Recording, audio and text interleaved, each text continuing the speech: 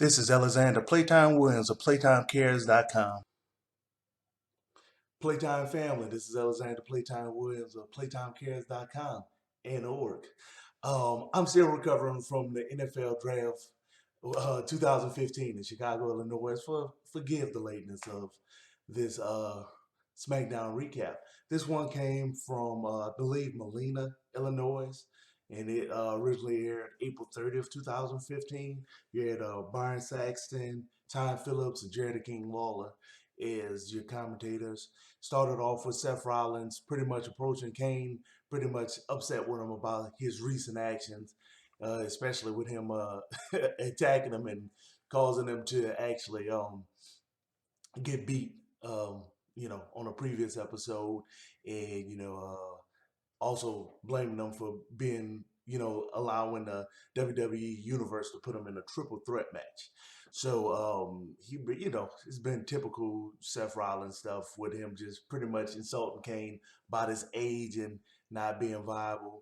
So Kane told him that, you look, it's my job to make you into a man and a real champ. And so you're gonna have to fight Dean Ambrose tonight. And then Rollins was like, look, why don't you prove that you even, just still relevant, you know, show that you're viable to the authority tonight. So, blah, blah, blah, blah, blah, blah. They depart ways. Um, Roman Reigns says that he comes down to the ring, and surprisingly, hey, he's getting really well received. Everybody said how well of a job that at the previous pay-per-view, Extreme Rules, that the Big Show did an excellent job of pushing Roman Reigns over with the crowd. So the crowd was really, really receptive to him. And he pretty much said that he's going to bring a heck of a lot of a fight to the new pay-per-view, Payback. He's going to bring the fight to Randy Orton and Seth Rollins for the most part. And out of nowhere, Kane music hits. Kane came down there, no shirt on, obviously ready to fight. So a lot of Roman chants.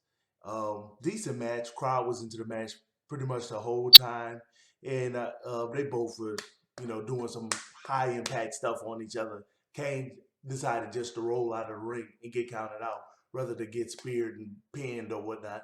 So the crowd was upset about that. But it was a decent match. It was about a 7 out of 10. And I think the next thing that happened was Renee interviewed Seth Rollins and J&J Security about what they thought about Kane's match. And, of course, um, Seth Rollins was high and mighty again, saying he don't run away from matches. He pretty much just named everybody and said he don't need anybody's assistance to win matches. Then you had Damian Sandow versus Curtis Axel. They had their little dust up last week as well. Well, it might have just been Monday. Um, Damien, he grabbed the mic, and while whoever that was introducing, the competitors, he start pretty much mocking that and start actually saying the stuff. Did a couple of funny things when it was time for Curtis Axel to come in, threw in a couple of funny jabs at him. Decent match. It was a strong match for Damien because they're trying to, I guess, showcase his dominance and whatnot. But another 7 out of 10 match, and Damien ended up winning that one. Throughout the match, Damien did various things. He did a Miz move. He did some of the Hulk stuff. He did throw in a lot of different people that he was pretty much stunt doubling. So that was interesting to see. Then I think the next thing was Renee. She interviewed Ryback, pretty much asking him what he thought about the fact that Bray Wyatt decided to make him the new example. And, Ryback pretty much said he don't know nothing about why he got attacked by Bray Wyatt, but he gonna beat up Luke Harper since that was his boy. And, back in the day, he gonna beat up his boy. So, the next match was, of course, Ryback versus Luke Harper. Another decent match. It was 7 out of 10. For two big guys, they did a pretty good job. A lot of power moves, decent pace, boom, boom, boom, boom. Both of them was kind of brutalizing each other. It was pretty good. Ryback ended up pulling out the win, and then, the lights come off, and Bray Wyatt appears in the ring, and he catches Ryback when Ryback tried to do the commentary, but Ryback tired, so he catch him, beat him up a little bit, do the Sister Abigail on him. So they trying to get that one. I'm still trying to figure out why Ryback isn't attacking John Cena and Rusev, but that's just me. I kind of like the storylines that kind of make sense. Uh, Next was a tag team championship rematch. New Day versus Tyson Kidd and Cesaro. Why they never got a new name, Tyzaro or Side Kid or something like that. Come on, man. I hate saying that. Natalia was accompanying them. New Day suck chants. Boy, that was all throughout the match. Man, they love to hate the New Day. It's a great heel tag team. It just is. It was a pretty consistent match. What you expect from when you see those two.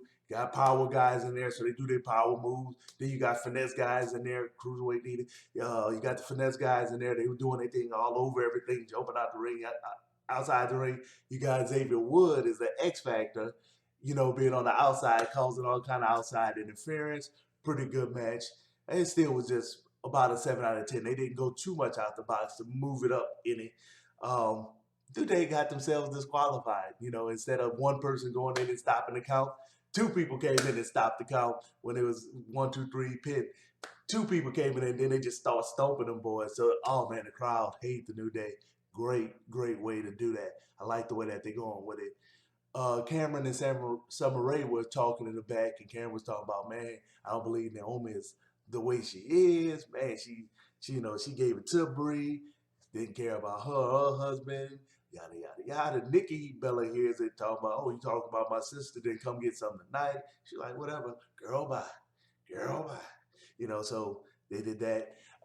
Then they showed the Tough Enough compilations. They actually had some really decent submissions on this one. Some of those people I actually could see. I mean, they had the body and they had that, the voice and the delivery to actually be a decent person. I just have to see if they have any in-ring ability, because Lord knows we don't need another Cena in a federation. Oh, did I say that? It's not the Federation anymore, huh? It's WWE. Get the F out. So the match was Cameron versus Nikki Bella. Um, that's honestly, it was like the worst match of the night. 6 out of 10. I mean, they got to get their routines together. It was more like we hit each other, we stop and look at each other. We hit each other, we stop and look at each other. We hit each other, we stop and look at it. Man, you got to.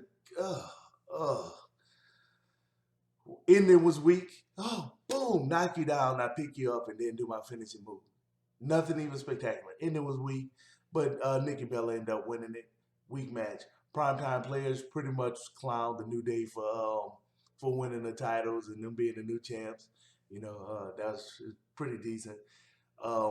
Seth Rollins approached Dean Ambrose in the locker room to say, "Look, you need to just not, just back out of our main event match tonight." Dean Ambrose wasn't trying to hear that.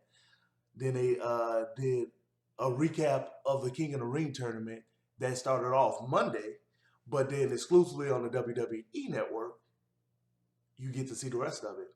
Pretty cool. It's real good reason to get the WWE Network. R-Truth versus Bad News Barrett. Bad News Barrett ended up winning that. You had Neville versus Sheamus. Well, Dolph Ziggler ended up causing a distraction, and Neville ended up beating Sheamus. So it ended up being Bad News Barrett versus Neville, and Bad News Barrett ended up winning it and saying he gonna ring with he gonna have a tight reign and gonna ring with his bull hammer elbow. So congrats to Barrett on being the king of the ring. Whatever that means. Hopefully the writers can make that actually mean something. Seth Rollins versus Dean Ambrose, main event. You come there. It's actually probably the best. I see why that was the main event. It was the best match of the night. About an 8 out of 10. You had J&J Security interfering often. Kane comes out of the ring. People was excited about that. There was a show role Kane would have. Of course, Kane got hit a couple of times. So he was pissed off with J&J Security and Seth Rollins, but it was too much outside interference for Dean Ambrose to overcome. So in the end, they end up just beating him up and stomping on him and all that type of stuff. And then Roman Reigns comes to the ring, and Roman Reigns and Dean Ambrose pretty much clear out the ring. It is what it is. Like I said, it was about an 8 out of 10. Um, Not really too much more than that. So, hey, follow me, Playtime Cares. That's me on Twitter, Instagram, Facebook, YouTube, all that, Playtime. Just follow me, comment on everything. I love the interaction. Thank you for so many hits, and especially all of the people around the world. I didn't even know y'all even how y'all found me. I don't even know. Thank you for coming. And I got a donate button. You want me to do some stuff? Hey, you can donate to me. Tell me how to spend the money to do it. I do it. I got y'all. PlayTimeCares.com.org. Look out for it soon. Later, folks. Later, later, later.